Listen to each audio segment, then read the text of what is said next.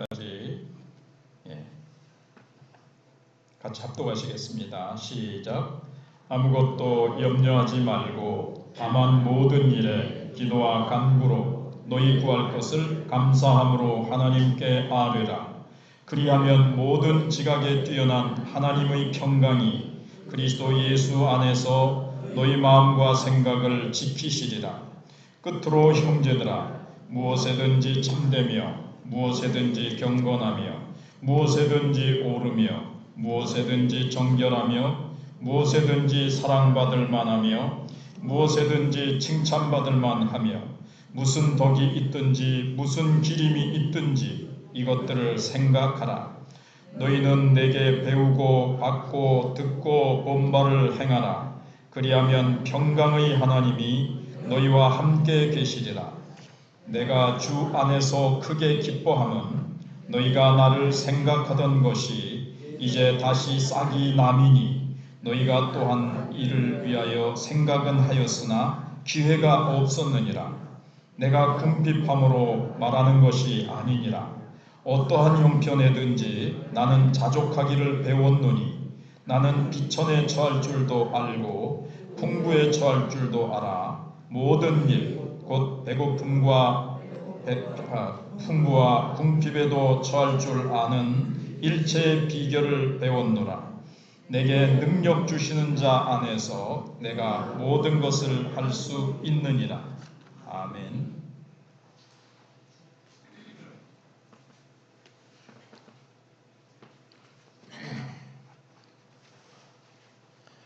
요즘 삶이 평안하십니까? 아니면 숨이 턱 막히는 스트레스 속에서 하루하루를 지내고 혹은 버티고 계십니까?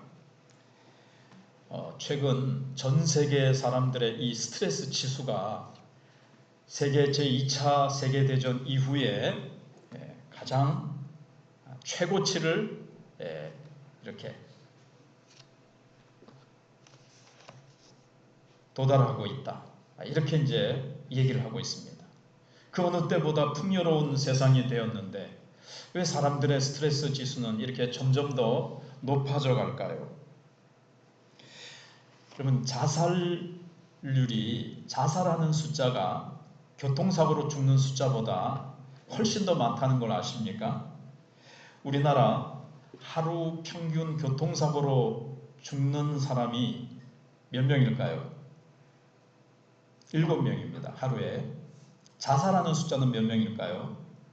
40.8명, 약 41명. 그러니까 교통사고로 죽는 사람의 수보다 약 6배, 그러니까 5.8배인데 거의 6배가 더 많은 거예요. 왜 이렇게 사람들이 스트레스를 이기지 못해서 결국 이제 자살하는 거거든요. 강남이 우리나라에서 제일 잘 살고 돈도 많고 뭐 성공한 사람들이 모여 산다고 하지만 최근에 나온 책 가운데 강남은 거대한 정신병동이다, 이런 책 제목이 있어요. 강남에서 정신병원을 운영하는 그 의사분이 지은 책이거든요. 근데 자기가 상담을 해주지만 너무나 많은 사람들이 스트레스를 이기지 못하고 자살을 하는데, 그 사람들의 그 작품만 한쪽 구석에다 이렇게 쌓아놨는데 그냥 한쪽 구석에 가득 차더라는 거예요. 세상에서 돈도 많고 가질 것 가지고 높은 자리에 올랐지만 그들이 겪는 정신적인 스트레스는 세상 우리나라 어느 지역보다도 가장 높다는 거죠. 어떤 성도님이 목사님에게 이런 편지를 보냈다고 합니다. 7년 전에 사업을 시작해서 아주 성공했습니다. 하지만 만성 통증이 심해지고 잠도 잘 못 자서 이제는 출근하는 게 너무 힘들고 감당하기 지쳐요. 의사 선생님이 스트레스 요인을 한번 적어보고 그 스트레스를 줄일 수 있는 구체적인 계획을 한번 세우라고 하는데, 성경은 이 스트레스에 대해서 뭐라고 말씀하고 있나요? 이렇게 편지를 썼답니다. 성경은 이미 우리에게 스트레스를 완벽하게 해결할 수 있는 그 확실한 보장을 우리에게 제시해주고 있습니다. 많은 성경 구절이 그렇게 우리에게 참 답을 주고 있지만 오늘 본문도 그 중에 아주 우리에게 명확하게 스트레스를, 염려를, 우리의 걱정과 우리의 환경이 우리를 압박하는 그 고통으로부터 벗어날 수 있는 길을 제시해주고 있습니다. 특별히 4장 7절을 보시면 모든 지각에 뛰어난 하나님의 평강이 그리스도 예수 안에서 너희 마음과 생각을 지키시리라 이렇게 약속하고 있습니다. 어떻게 하면요? 6절대로 하면, 하나님이 제시하신 대로 하면 하나님의 평강이 우리를 지켜주신다는 겁니다. 여기서 말하는 평강은 모든 지각에 뛰어난, 모든 것을 초월하는 평강이라는 겁니다. 사방이 우겨싸움을 당하고 모든 일이 동시다발적으로 잘못되어 가고 있는 것 같은 그런 상황 속에서도 논리적으로는 설명할 수가 없어요. 이 어려운 상황에서 어떻게 평안을 누리라는 말이냐 하는 그 상황 속에서도 논리적으로 설명할 수 없어요. 근데 마음에 절대적인 평강, 하늘로부터 쫓아오는 평강, 이 고요함이 마음을 지배한다는 거예요. 아가야가 목욕 탁 하고 엄마 젖통 찌찌 한 통 탁 먹고 그 평화로운 그 마음의 상태, 그런 상태가 주어진다는 거예요. 이 놀라운 하나님의 평화를 누리기 위해서 우리가 행해야 할 오늘 5가지 전제를 생각해 보겠습니다. 첫째는 아무것도 염려하지 말라, 걱정하지 말라고 얘기하는 겁니다. 염려는 거부하라는 거죠. 사실 이 아무것도 염려하지 말라고 바울이 빌립보 교회 성도들 향해서 권면하고 있지만 사실 바울의 상황은 지금 어떻습니까? 어디서 편지를 쓰고 있습니까? 차디찬 로마 감옥 안에서 그렇게 쓰고 있어요. 근데 사실 이 고고학이라든가 이런 전문가들의 의견에 의하면 지금과 같은 그런 감옥보다도 더 아마 주로 이제 지하 토굴인데 아마 그래도 로마 시위대 뜰 뭐 이런 데니까 좀 더 좋았겠죠. 어찌됐든 차디찬 감옥 안에서 쓰고 있습니다. 그러면 이 편지를 받아보는 빌립보 교회 성도들은 어떤 형편에 있을까요? 그들은 아주 심한 박해를 받고 있었고 교회 안에도 이 분열이 있었습니다. 내분이 있었어요. 그래서 4장 앞부분에 보시면 내가 유오디아와 순두개를 권하노니 그랬습니다. 이 두 사람이 뭔가 이렇게 다툼이 있고 뭔가 이렇게 갈등이 있었다는 것을 보여줍니다. 그런 상황이지만 그런 가운데서도 아무것도 염지 말아라. 안팎으로 여러 가지 압력과 고통스러운 상황이 있지만 그런 것들 다 그런 염려 걱정, 앞으로 우리 교회 어떻게 하노? 앞으로 어떻게 할꼬? 이런 문제들이 많지만 그런 문제, 걱정, 염려 주님께 다 하지 말라는 거예요. 주님께 맡겨버리고. 그래서 6절에 무엇을 걱정하지 말라 그랬죠? 염려하지 말라 그랬죠? 아무것도. 조금만 염려해라가 아니에요. 염려할 것은 제로, 빵이라는 거예요. 빵. 아무것도 염려하지 말아라. 이렇게 말씀하고 있습니다. 단 하나의 예외도, 그래도 이거는 좀 걱정이 되는데요. 그것도 걱정하지 말라는 거예요. 저 문제는 아무래도 내가 그건 너무 좀 심각한 문제인데요. 그렇게 하지 말라는 거예요. 하나의 예외도 두지 말고 아무것도 염려하지 말라는 거예요. 인생의 가장 큰 스트레스는요, 과도한 업무가 아니라는 거예요. 걱정 그 자체라는 겁니다. 걱정 그 자체, 염려, 걱정. 내가 막 걱정하고 염려하는 그 자체가 산같이 나를 짓누르는 거예요. 그 걱정을 가지고 걱정을 거부하지 않고 걱정하기 시작하잖아요. 걱정은 어떻든가요? 꼬리에 꼬리를 물고 그게 조금 더 큰 염려를 가지고 와요. 아이고, 이 문제가 조금 해결되지 않고 조금 더 커지면 어떻게 하지? 좀 더 커지죠. 그럼 그 다음 단계 또 이렇게 되면 그 다음 단계는 어떻게 될까? 또 걱정은 또 걱정을 낳더라고요. 그럼 그건 좀 더 커요. 그래서 밤새도록 걱정을 하느라고 잠을 못 자면 어떻게 되죠? 1시간, 2시간 잠 못 자다 보면요. 3층 집을 짓고 막 100층짜리 걱정이라는 빌딩도 막 지어요. 그 다음에 어떻게 되고, 그 다음에 어떻게 되고, 이러다가 막 밤새도록 걱정하는 거죠. 그래서 예수님께서는 이 걱정하지 말을 것에 대해서 산상순에서 어떻게 말씀하셨습니까? 걱정은 비합리적이라는 거예요. 예수님께서 뭐라고 하셨습니까? 너희가 염려함으로 키를 한 자나 더 할 수 있느냐? 근데 사실 한 자라는 것은 제법 크잖아요. 그래서 원어를 잘 보면 생명을 조금이라도 더 연장할 수 있느냐, 이렇게 해석하는 것이 더 좋다, 이런 견해도 있어요. 어찌됐든 염려함으로 어떤 문제가 해결되지 않는다는 거죠. 전혀 해결되지 않는다는 거예요. 우리의 문제를 조금이라도 줄일 수 있다면 염려하면 되죠. 밤새도록 1시간 염려하는 것보다 4시간 염려하는 것이 문제를 더 4배나 줄일 수 있다 그러면은 야, 염려하자 지금부터. 그래가지고 지금 모여서 기도합시다가 아니라 우리 지금부터 염려합시다. 시작. 그래가지고 막 염려할 거예요. 근데 염려는 전혀 문제를 해결하거나 줄여주지 못하고요. 오히려 문제를 더 과장시킵니다. 더 증폭시킨다는 거죠. 방금 말씀드린 것처럼. 그리고 현실에서 자꾸 벗어나게 만들어져요. 실제 문제는 그렇게 크지 않아요. 사실 문제는 헛개비입니다. 종이 호랑이와 같은 거예요. 근데 종이 호랑이를 보고 놀란 가슴처럼 이게 이제 현실에서 동떨어지고 아이고 이게 어떡하나 하면서 막 현실에서 오늘 하나님이 주시는 그 축복과 은혜를 누리지 못하게 만드는 거죠. 그리고 걱정이라는 건요, 부자연스럽습니다.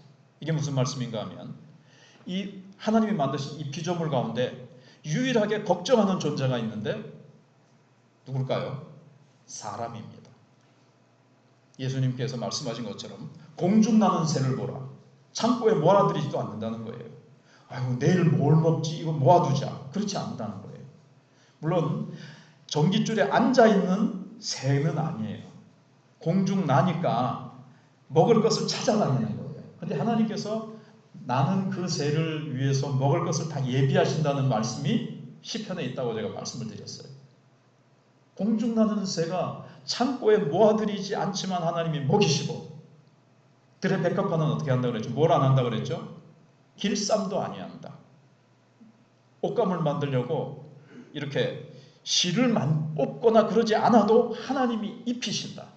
즉 두 가지 예를 예수님이 드셨지만 모든 피조물은 하나님이 먹이시고 입히시고 돌보시기 때문에 걱정을 안 하는데 유일하게 걱정하는 존재가 사람이라는 거예요. 근데 사람 중에서도 특별히 하나님께서 우리의 누구가 되셨습니까? 하나님 아버지가 되셨습니다. 하물며 너희일까 보냐. 어찌하여 염려하느냐. 그래서 염려라는 것은 특별히 하나님의 자녀에게는 걸맞지 않는다는 거예요. 이재용 회장의 아들이 취직 걱정을 하면 이게 말이 되겠습니까? 그거나 마찬가지라는 거예요. 거대한 기업 총수의 아들이 아이고 취직 어떡하지? 내가 앞으로 먹고 사는 거 어떡하지? 이렇게 걱정하지 않는 것과 같이, 그건 안 어울리는 것 같이 천부께서 기르시나니. 천부. 새는 천부의 자녀가 아닙니다. 백합화는 천부의 자녀가 아닙니다. 그런데도 돌보신다는 거예요. 천부는 바로 우리에게 맞는 그 칭호죠. 하늘 아버지, 천부, 우리의 아버지. 피조물도 걱정하지 않는데 왜 자녀인 우리가 걱정하느냐는 거예요. 우리에게 부자연스럽다는 거죠. 그 다음에 세 번째는요, 걱정은 건강에 해롭습니다. 걱정하면 실제로 몸 안에 있는 그 면역 세포가 있잖아요. NK 세포라고. 그게 약해져요. 근데 우리가 걱정하지 않고 찬송하고 기뻐하고 감사할 때 면역 세포가 힘을 얻습니다. 소위 백혈구죠. 백혈구가 힘을 얻어가지고 막 이렇게 생생해지고 막 활발해진다는 거예요. 근데 아이고 작고 이러면은 면역세포 백혈구가 힘을 잃고 비실비실해져가지고 적이 쳐들어와도 이게 이제 막 창으로 꽉 찔러 죽여야 되는데 아이고 힘이 없어가지고 아이고 저는 죽여야 될 텐데 작고 아이고 힘이 없네 딸리네 이렇게 돼서 면역력이 이제 떨어진다는 거예요. 그래서 걱정이 제일 이 우리의 건강에 해롭습니다. 아멘. 맞죠? 그 다음에 걱정은 불필요해요. 자, 걱정은 뭐와도 같은 거냐면요. 흔들 의자와 같다고 누군가 얘기했어요. 흔들 의자. 흔들 의자에 앉았습니다. 열심히 흔들어댑니다. 계속 흔들어댑니다. 앞으로 한 발 좀 이렇게 전진을 합니까? 막 흔들면 조금 이렇게 막 의자 자체가 움직일지 모르지만 흔들 의자는요. 열심히 흔들지만 하루 쓸 에너지를 다 낭비해도 낭비할 뿐이죠. 앞으로 나가지 않아요. 걱정이 그래요. 걱정한다고 문제가 해결되지 않습니다. 아무 해결이 안 되는 거예요. 그래서 베드로전서 5장 7절에 있는 대로 베드로 사도는 뭐라고 그랬습니까? 너희 염려를 다 주께 어떻게 하라고요? 맡겨버리라. 맡기라. 이거는 원어에 보면 던져버리라고 되어 있어요. 주인에게 맡기지 않는 물품은 소중품은 귀중품은 책임지지 않습니다. 주인에게 목욕탕 들어갈 때 딱 맡기면요. 목욕탕에 딱 빈손 들어가지고 이렇게 얼마나 자유로웠습니까? 근데 귀중품을 한번 가지고 들어가면 어떡하죠? 목욕탕 안에? 괜히 제가 시간 끌지 않고 다음으로 넘어가겠습니다. 상상에 맡기시고. 그래서 하나님께 다 맡기라는 거예요. 다. 걱정할 게 있으면 그걸 다 하나님께 다 나가서 기도로 맡겨버리라는 거예요. 그래서 크게 두 번째로 모든 것을 하나님께 기도로 아뢰라는 겁니다.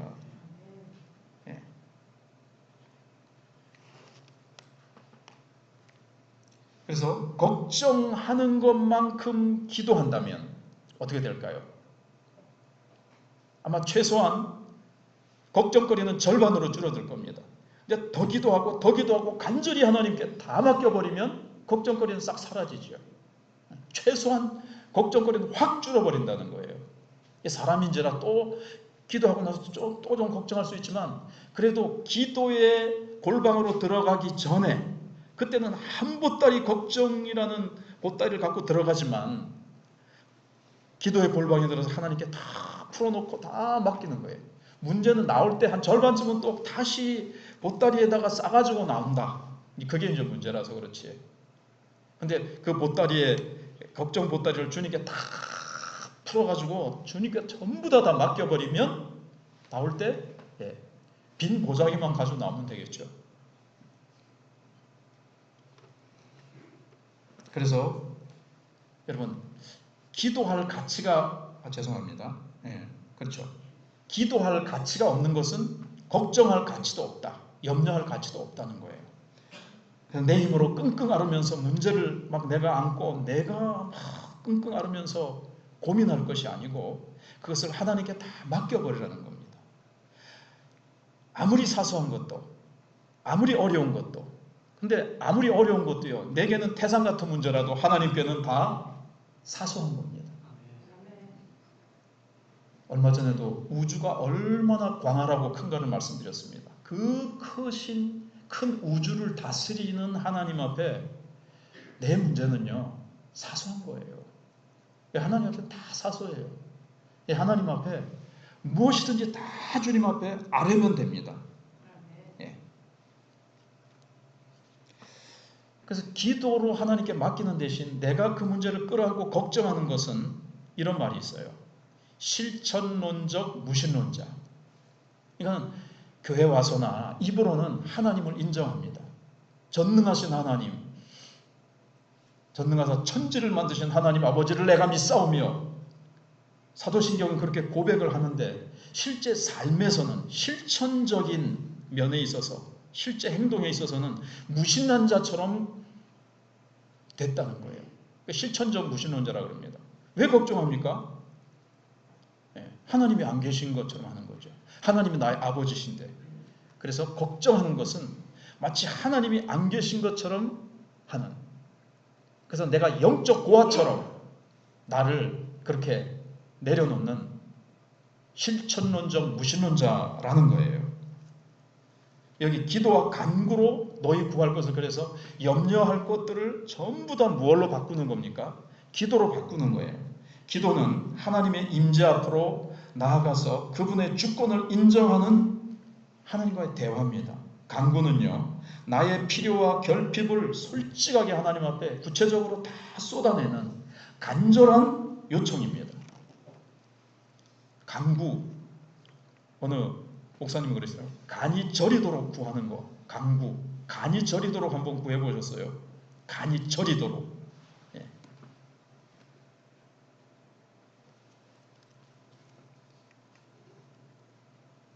그래서 로마서 8장 32절에 우리가 잘 아는 말씀이 있죠. 자기 아들을 아끼지 않고 우리를 위해 내어주시니가 어찌 그 아들과 함께 모든 것을 우리에게 주시지 않겠느냐. 이렇게 사도 바울은 반문합니다. 지옥 형벌에서 우리를 구원하신 하나님께서 우리의 재정, 그리고 우리의 건강, 우리의 인간관계의 문제는 아주 작은 거라는 거예요.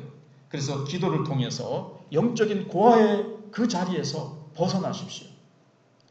이미 하나님의 자녀의 권세를 주셨는데, 하나님 앞에 아뢰면 하나님이 응답해 주시는 그러한 축복을 주셨는데, 왜 아버지가 안 계신 것처럼 그렇게 염려하며 왜 영적인 고아처럼 빈궁한 삶을 살아가느냐 하는 거예요.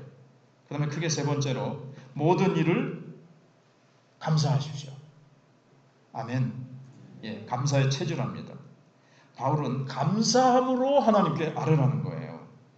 근데요, 행복해서 환경이 좋아서 감사하는 게 아닙니다. 감사할 때 행복한 겁니다. 아멘. 그렇게 한번 말해볼까요? 행복해서 감사하는 것이 아니고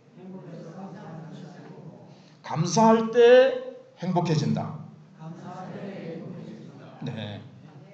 과학적인 연구에 의해서도 말이죠. 과학자들이 과학적으로 연구를 해도 인간의 가장 건강한 감정은 감사할 때라고 하는 겁니다. 감사할 때. 아유, 이래도 감사, 이것도 감사, 다 감사. 폭풍우가 몰려와도 감사, 동남풍이 불어도 감사, 장미꽃 가시도 감사. 장미꽃은 예쁜데 가시는 싫어가 아니고 장미꽃 가시도 감사, 다 감사예요. 감사. 감사할 때. 그래서 아직 기도 응답이 안 됐어요. 감사함으로 하나님께 아뢰습니다. 이제 기도한 거예요. 그러니까 감사함으로 아뢰라는 거는 내가 기도했어요. 아직 내가 어려운 그 환경을 이거 좀 풀어주세요 그랬는데 그 문제가 풀리지 않았다 할지라도 내 삶을 인도하시는 하나님이 신실하심 앞에 감사하는 거예요. 그 신실하심을 기억하는 거죠. 왜? 지난날에 어려웠던 일들도 하나님이 풀어주셨어요. 사망의 음침한 골짜기와 절망의 웅덩이에서도 하나님이 건져주신 기억들이 있지 않습니까? 그 신실하신 하나님이 그 어려운 상황에서도 다 건져주셨던 그 신실하신 하나님, 이 문제도 하나님이 어떻게 해결해 주실지는 모르지만, 아직 해결해 주시지는 않았지만 해결해 주셨던 하나님이 해결해 주실 것이고, 내가 원하는 대로 해결되지 않을지라도 하나님이 나에게 가장 좋은 방법으로, 가장 최선으로 이 문제를 간섭해 주실 것을 감사하는 겁니다. 이걸 뭐라 그러죠? 미리 감사. 한번 해볼까요? 미리 감사. 미리 감사하는 게 중요해요. 다 풀어주신 다음에 감사한 건 봉투에다가 응답해 주셔서 감사가 아니고 그냥 좀 미리 감사하는 거죠. 뭐 또 헌금 얘기 갖고 아니고요. 하나님 앞에 미리 감사하는 거예요. 그러면 염려는 힘을 잃습니다. 이 감사 앞에 염려는 힘을 잃어요. 아시겠습니까? 염려를 무력화시키는 길은 기도인데 그 기도에 감사가 같이 가는 거예요. 네.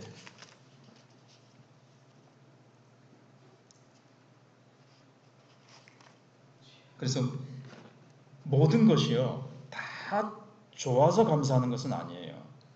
그러니까 우리의 인생은요, 기찻길인데 좋은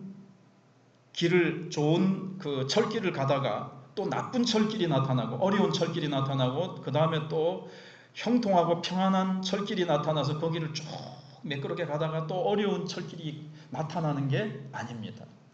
동시에 있어요. 이 평안하고 좋은 철길과 좀 힘들고 어려운 철길이 같이 동시에 놓여져 있는 거예요. 이해가 되세요? 아무리 내 지금 상황이 형통하고 평안하고 좋은 것 같아도요, 한면으로는 또 아픔은 늘 있게 돼 있어요. 우리 그런 말 하잖아요. 저 가정에는 아무런 문제가 없이 행복만 있겠지 싶은 가정에도 파고 들어가 보면 뭐가 있어요? 아픔이 있고 문제가 있고 고통이 있어요. 그들이 가지고 있는 것으로는 해결할 수 없는 문제가 다 있더라는 거죠. 그러니까 물 좋고 정자 좋은 곳은 없다는 말이 있잖아요. 그래서 데살로니가전서 5장 18절에 있는 대로 내가 아무리 좋은 상황 속에서도요, 언제나 아픔이 있고 또 반면 모든 것이 지금 다 어렵고 힘들고 모든 것이 내게 대항하는 듯한, 내 운명을 깨뜨리려고 부서뜨리려고 내 인생을 박살내려고 모든 것이 다 나를 우겨싸는 것 같은 때에도 보면은요, 감사할 조건이 그 안에 다 숨겨져 있어요. 지금 나를 파괴시킬 것 같은 그것도요, 그것도 감사해 보면요, 나를 파괴시킬 것 같았는데 감사해 보면요, 그 안에 숨겨진 하나님의 축복의 손길이 보여요. 아시겠습니까? 나를 삼킬 것 같은 원수 같은 문제인데 감사함으로 하나님께 딱 아뢰는 순간 그게 지금은 물론 안 보일 때도 있어요. 지금 기도하는데 보일 수도 있고요. 그게 안 보이면요, 나중에 지나서 야, 그때 내가 어렵다고 봤던 그 문제가 나를 삼킬 것 같은 원수 같은 문제였는데, 나를 대적하는 문제였는 것 같은데 아니었네. 그게 나를 살렸고 그것이 나를 나되게 만들었네. 축복이었네. 변장된 축복이었네. 지나놓고 보면 그렇다는 거예요. 근데 우리는 그 당시에 막 원망불평해서 울고불고 난립니다. 지나놓고 보니까 하나님 앞에 원망불평했던 그 문제가 축복이었네. 하나님 앞에 부끄럽지요. 그때 원망불평하지 말고 뭐 했을걸? 감사했을걸. 그래서 미리 감사해요. 제가 안구건조증이 좀 있어서 설교하다 보면 조금 눈물을 닦는데, 제가 하는 설교에 제가 감격해서 우는 건 아니고, 그렇습니다. 그냥 한 번쯤 얘기를 드릴 것 같아서. 그래서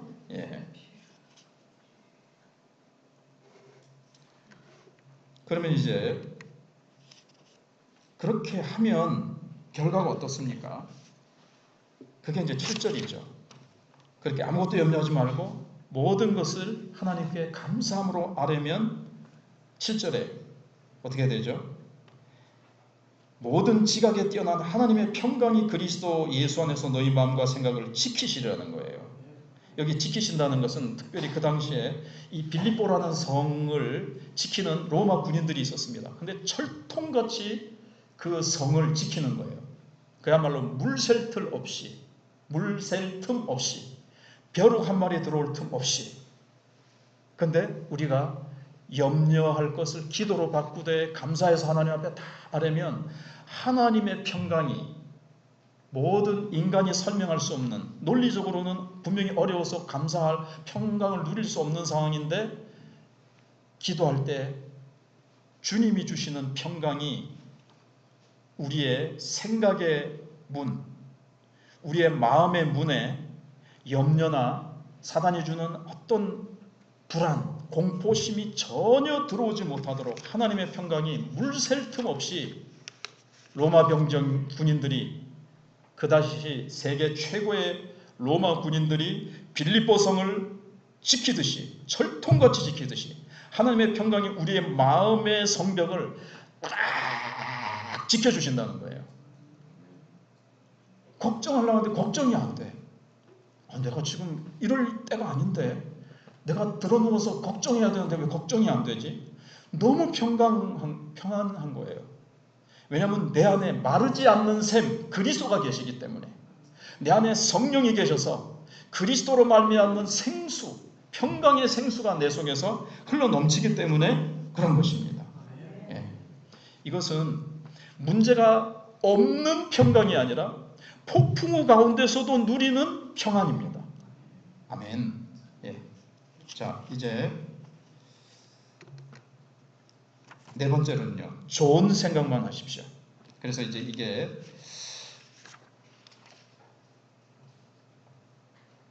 8절인데요. 끝으로 형제들아, 무엇이든지 참되며, 무엇이든지 경건하며, 무엇이든지 옳으며, 무엇이든지 정결하며, 무엇이든지 사랑받을 만하며, 무엇이든지 칭찬받을 만하며, 무슨 덕이 있든지 무슨 기름이 있든지 이것들을 생각하라. 8가지인데요. 이게 다 아시겠죠? 예. 근데 이제 마음이 염려를 다 비워냈습니다. 물론 하나님의 평강으로 채워지지만 그 또 염려를 비운 자리에 뭘 채워놔야 돼요? 그러면 또 평강을 채워주실 뿐만 아니라, 예, 뭘 생각을 해야 되냐면요, 전에는 막 염려했어요. 이렇게 되면 어떡하지? 부정적이고 안 좋은 쪽으로 막 염려가 되는데, 그렇게 하지 말고 참된 것, 경건한 것, 옳은 것, 정결한 것, 사랑받을 만한 것, 칭찬받을 만한 것, 뭘 할 때에도 내가 이 말을 하면, 내가 이런 행동을 하면 어떻게 될까? 이 행동이 하나님 앞에서 봤을 때, 하나님의 기준으로 봤을 때 사랑받을 만한가? 사람들이 볼 때도 야, 사랑스럽다. 야, 저거 정말 참된 길로 간다. 정말 저건 칭찬을 받을 만하다. 저건 정말 덕스럽다. 정말 저거는 칭찬할 만하다. 기림이라는 것도 존경하고 칭찬한다는 뜻이거든요. 야, 존경스럽다. 저건 좀 본받고 싶다. 저건 정말 아름답다. 이게 그런가? 그런 것들을 생각하라는 거예요. 특히 우리가 소음의 시대에 살고 있습니다. 얼마나 많은 SNS와 유튜브와 휴대폰을 통해서, 텔레비전을 통해서, 인터넷을 통해서 들려오는 소식들은 얼마나 우리에게 스트레스를 주는지 몰라요. 중동 사태, 호르무즈 해협이 봉쇄돼가지고 기름값이 오르고, 여러 가지 들려오는 소식들은 그냥 안 좋은 소식들이 얼마나 많은지 모릅니다. 그래서 우리는 이걸 잘 걸러내야 돼요. 그냥 무조건 개나 소나 뭐 도마뱀이나 바퀴벌레나 쥐나 생각나세요? 우리 교회에 종종 나타나는 도마뱀, 바퀴벌레, 쥐, 아무거나 들어올 수 있는 게 아니라 내 마음속에 걸러야 돼요. 스트레스 준 세상 소음과, 그러니까는 어떤 영상을 딱 볼래도 이건 정말 칭찬받을 만하며 선하며 옳으며 사랑스러운 것인가? 내가 하는 말이, 내가 하는 행동이. 그래서 그런 것들만 싹 받아들이고 하나님의 말씀으로 채우고 하나님이 기뻐하시는 귀한 것들로, 축복된 생각들로만 내 마음에 채우라는 겁니다. 네. 그리고 이제 마지막으로 이걸 좀 설명이 필요해요. 9절에 너희는 내게 배우고 받고 듣고 본바를 행하라. 여러분 여기 보세요. 바울이 참 귀한 사도고 선생님이었죠. 내게 배우고 듣고 받고 본바를, 바울은 가르치기만 하지 않았어요. 들려주기만 하지 않고 본바를 행해라. 보여줘야 돼요. 들려주기도 하고 가르치기도 하고. 그거를 너희들도 어떻게 하라고요? 그냥 가르쳐주고 던져놓고 끝내는 것이 아니라, 뭐 행하는 건 너희들 책임이야가 아니고 너희가 내게 배우고 듣고 보고 배운 바를 행해라. 그리하면 평강의 하나님이 너희와 함께 계시리라. 7절에서는 어땠습니까? 7절과 9절을 비교해 보면요, 7절은요 하나님의 평강이 지켜주신다 그랬어요. 하나님의 평강이 지켜주신다 그랬어요. 9절은요 평강의 하나님, 그 평강을 주신 하나님이 너희와 함께 계시리라. 임마누엘로 함께 계신다는 거죠. 어떻게 해요? 우리의 삶 속에 하나님이 함께 계신다는 거예요. 예. 그러고 나서는 우리가 이게 참 좋죠. 아무것도 염려하지 않고 하나님 앞에 다 감사함으로 하나님께 다 아뢰입니다. 하나님의 평강이 내 마음을 지켜주십니다. 그리고 모든 것이 칭찬받을 만하고 옳고 참되고 사랑스러운 말만 하고 이런 것들로 가득 찬 우리의 인생, 스트레스 없는 이것이 얼마나 좋습니까? 근데 이게 쉽게 되느냐는 거예요. 어떻게 해야 될까요? 쉽지 않습니다. 이거는 인생 내가 타고난 생리적인 본성이 아닙니다. 타고난 성품이 아니에요. 그래서 여기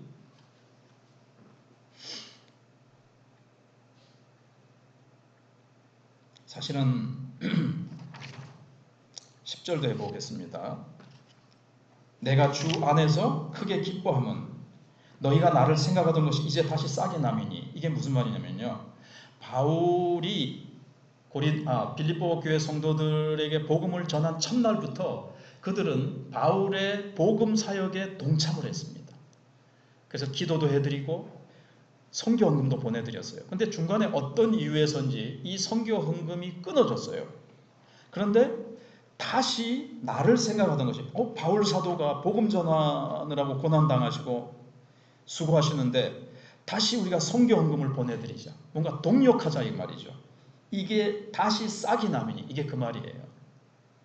제가 설명을 안 해드리면 여러분 무슨 뜻인지 잘 모를 거예요. 그래서 다시 싹이 나미니 너희가 또한 이를 위하여 생각은 하였으나, 전에부터 바울 선생 어디 있노? 요즘 어디서 뭘 하시노? 좀 도와드려야 될 텐데, 참 고난당하신데 우리도 동력해야 될 건데 라고 생각은 했지만 기회가 없었다는 거예요. 사실은 바울이 미안할까 봐 기회가 없었다 그러지만 여러 가지, 왜 마음이 있었으면 왜 못했겠어요. 근데 그 마음이 좀 뭔가에 의해서 중단됐다가 다시 복음 사역을 위해서 우리가 헌신하자 이렇게 됐기 때문에 기쁘다는 거예요. 너희들이 돈 보내준다니까 아이고 선교헌금 내가 늘어나겠네, 내 생활비가 늘어나겠네, 그래서 기뻐하는 게 아니라는 거예요. 아시겠죠? 그래서 11절에 이런 말이 나오는 거예요. 내가 궁핍함으로 말하는 것이 아니다. 내가 지금 막 선교비가 부족해가지고 먹는 것도 시원찮고 옷 입는 것도 시원찮고 모든 게 시원찮다, 그래서 내가 너희가 다시 보내준다니까 기쁜 거 아니다 이 말이에요. 나는 실제로 어떠한 형편든지 나는 자족하기를 배웠노니, 12절에 나는 비천에 처할 줄도 알고, 막 먹을 게 없고 입을 게 없고 춥고 배고프고 힘들어도 거기에 처할 줄 안다는 거예요. 또 무엇에도 처할 줄 알아요? 풍부에 처할 줄도 알아요. 먹을 게 넘쳐나고 입을 게 넘쳐나고 모든 게 넘쳐나도 거기에서 교만하지 않고 그 풍부한 것에 빠져가지고 얼싸 좋네, 잘 먹고 잘 살고 배부르고 등 따시고 좋네, 그게 아니고 거기에서도 교만하지 않고, 영적으로 내가 게을러지지 않고 거기에서도 늘 깨어서 주님 앞에 기도할 줄 안다는 거예요. 그래서 모든 일, 곧 배부름과 배고픔과 풍부와 궁핍에도 처할 줄 아는 일체의 비결, 영적으로 깊은 비밀을 어떻게 했다 그랬어요? 이게 중요합니다. 일체의 비결을 어떻다고요? 배웠노라. 이거는 배우는 거예요. 즉 훈련해야 된다는 거예요. 학습해야 된다는 거예요. 뭐 그런 거 있죠. 요즘 학습된 뭐뭐. 그렇습니다. 불평 원망도 학습된 거예요.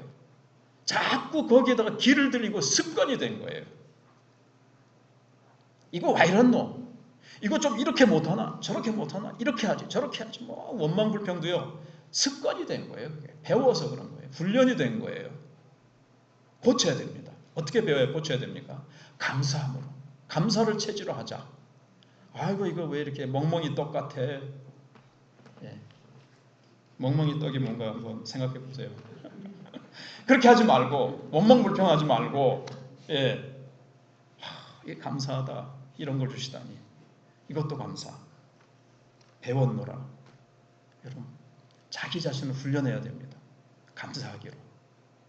힘들고 어렵다고 비굴해지거나 비겁해지거나 쪼그라들지 말고 쫄지도 말고, 하나님의 자녀인 나를 하나님이 돌보시고 책임져 주신다는 것을 기억하고 하나님 앞에 다 맡기고, 염려는 날려버립시다. 스트레스는 날려버립시다. 기도로 바꿉시다. 감사하면서 아뢰시다. 그래 하나님의 평강이, 그리고 우리가 주신 말씀을 내 삶 속에서 실천할 때 하나님께서 평강의 하나님이 우리의 삶을 함께 해주셔서 축복과 은혜로 그렇게 살아가게 해줄 줄로 믿습니다. 하나님 앞에 우리 기도하실 때에 주보의 가운데 맨 밑에 보시면 기도가 있습니다. 실천을 위한 기도도 왼쪽에 있는데 그거는 집에 가셔서 하시고